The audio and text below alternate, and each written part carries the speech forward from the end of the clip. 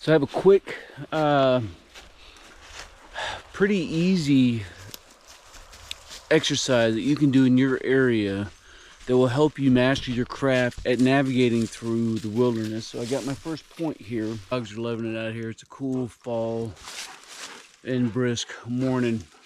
All you need for this exercise, some kind of way to mark something. I'm using flagging tape. You can pick this up at any big box store. You're gonna need a GPS device. In my case, I'm using a phone and a combination of two apps. The first one is USNG ME, and then the second one I'm using is Mill GPS. This is what I actually use to set up all of the land nav course here at the Stoked Academy. The last thing that you're going to need is a compass, and then to know what your declination is for your area. If you go to NOAA's website, I'm just Googling NOAA declination. I'll try this first link. I think that's the one that I'm going to want. And it looks like it is. Boom, just like that. Allow to use your location. We're going to hit OK. My declination, magnetic heading of 6 is what we're using. It's 5.8. So what I did here, you want to, as much as you can, you want to try to make things as easy on yourself. So the easiest way to do that is if you can find a corner of a grid square, right? That is not what I did. I just came out to a line, and I am sitting here at this marker at 631005620. Right? That's where this marker is right here. And what I'm going to do is I'm going to move 100 meters, but I'm going to stop every 10 or 15 paces, and I'm going to set up another marker on a tree, okay? And I'm going to do that all the way until I hit an exactly 100 meters. How do you know? Well, in this case, we're 6310. I need to move up 631005620. I'm gonna need to move up to 631005630, right? Just moving up 100 meters.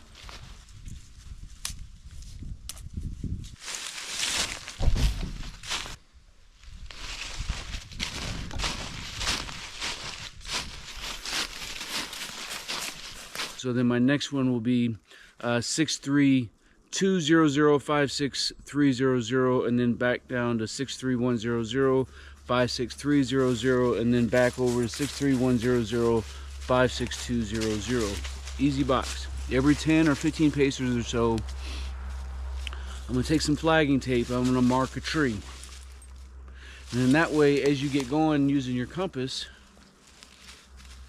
you have something that's on your line of sight, on your line of travel.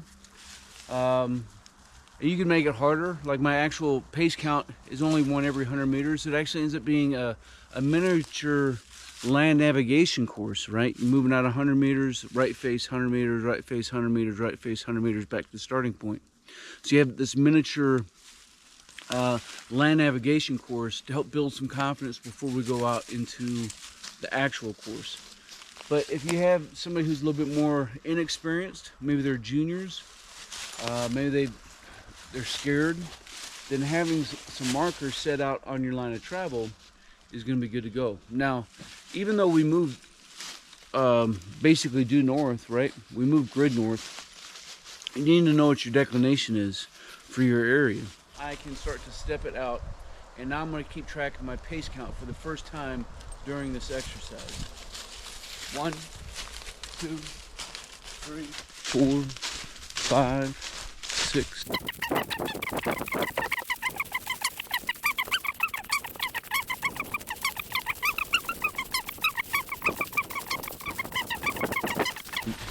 $79, $80. And here we are. So we moved out 100 meters. We had to do some bobbing and weaving around trees. We had to move down a slope, and now we're getting ready to shoot off to our east at 90 degrees. Not accounting for declination. We're going to do the exact same thing again. 2, 3, 4, 5, 6, 7, 8.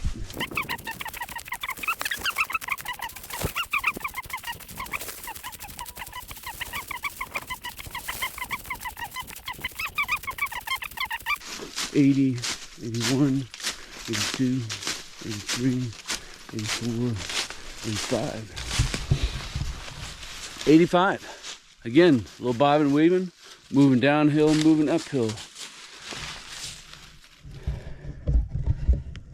And there's our location, right? So we know that we're good. Our endpoints are all good.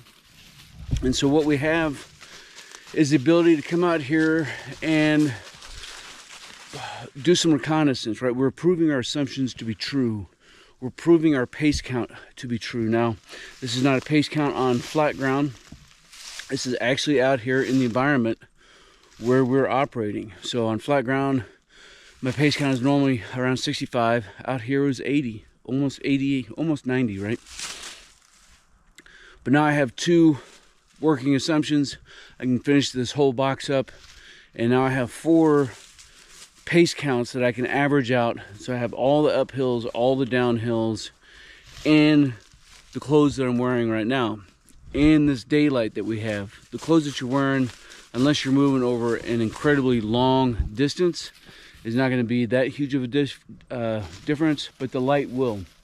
Moving in a contested environment will. So what I would submit to you is to come out and run this at night with no illumination. Like right now, I can see all the points, right? It's all nice straight line points from flag marker to flag marker. Makes it easy.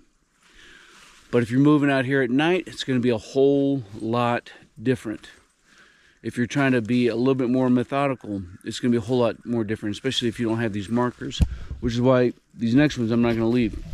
And so the kind of cool thing about mill GPS is your ability to, it's basically like a dagger. So, you know, we're going to come in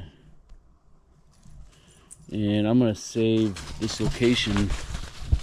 We have it marked.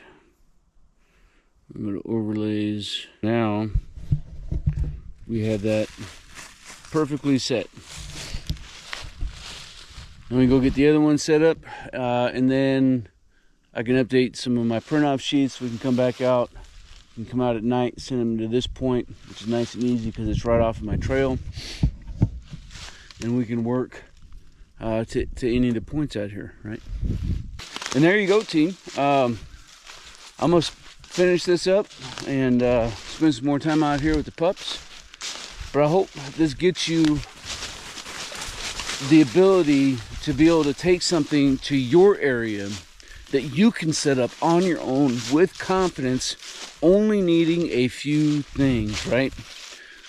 Some sort of GPS, a compass, some kind of flagging tape or markers, and then knowing what your declination is.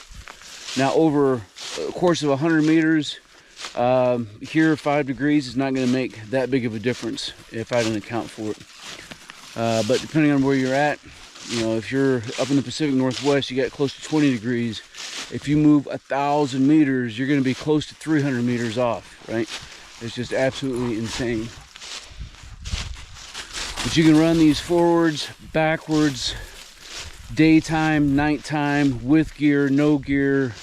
Easy enough to set up to be able to run youth or kids, again, people who have no experience, because you have markers that are set every 10 or 15 paces.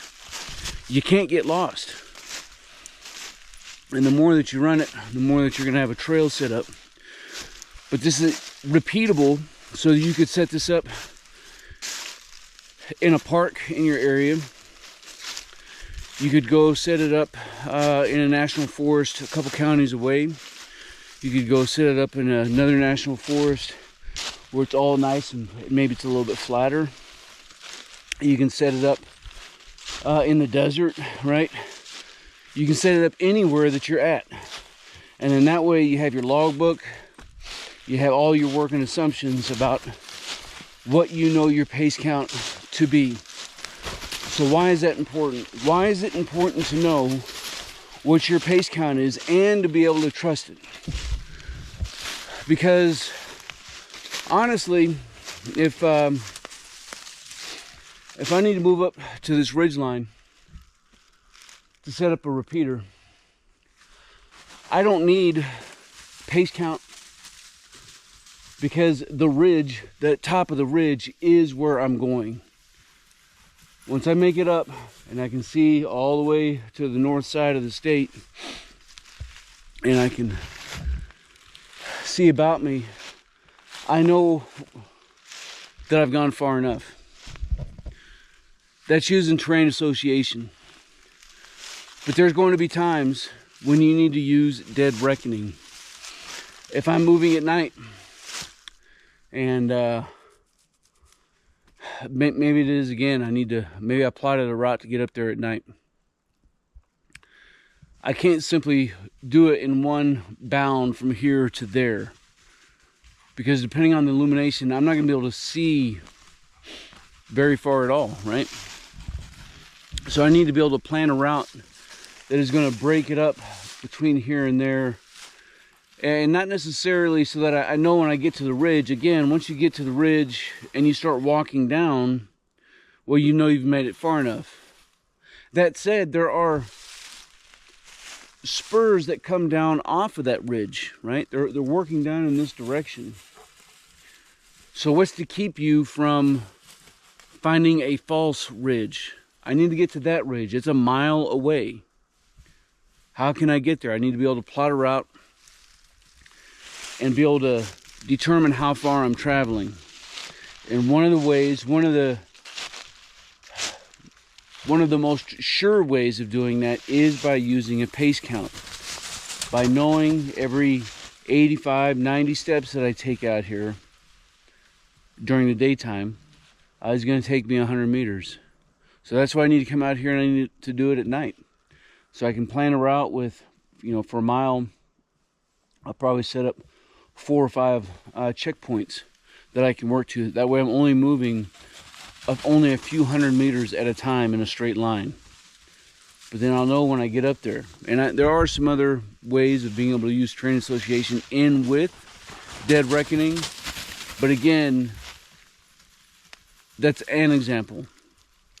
Now maybe I'm setting up a cache and I haven't set a specific distance off of a road or off of a trail. Maybe that specific distance is 200 meters. Maybe it's 400 meters because I want to be beyond not only line of sight, but I also want to be beyond earshot of other folks. And so I set it out to 400 meters. Well, I need to be able to know beyond a shadow of a doubt how to get there without using the aid of a GPS device. And I need to be able to make it repeatable so that I can do it daytime, nighttime, and that I can even give simple and easy to use instructions for somebody else to get there as well. Well, again, using a pace count is where that's going to come in. This is fine-tuning your navigation skills. So team, I'm looking forward to hearing your thoughts and your comments down below as we all continue to master our craft and develop tactical virtue. Make sure you leave some comments down below and we will keep this conversation rolling. As always, you stay out there, you keep grinding, and you stay stoked. Team, if you want to master your craft and develop your tactical virtue, make sure you subscribe to the channel and click that notification bell so that you can stay up to date on future content. Consider becoming a channel member. It's going to give you exclusive access to content not available to anybody else. I appreciate you guys. Until then, you stay out there, you keep grinding, and you stay stoked. I know you're out there! Come to my voice!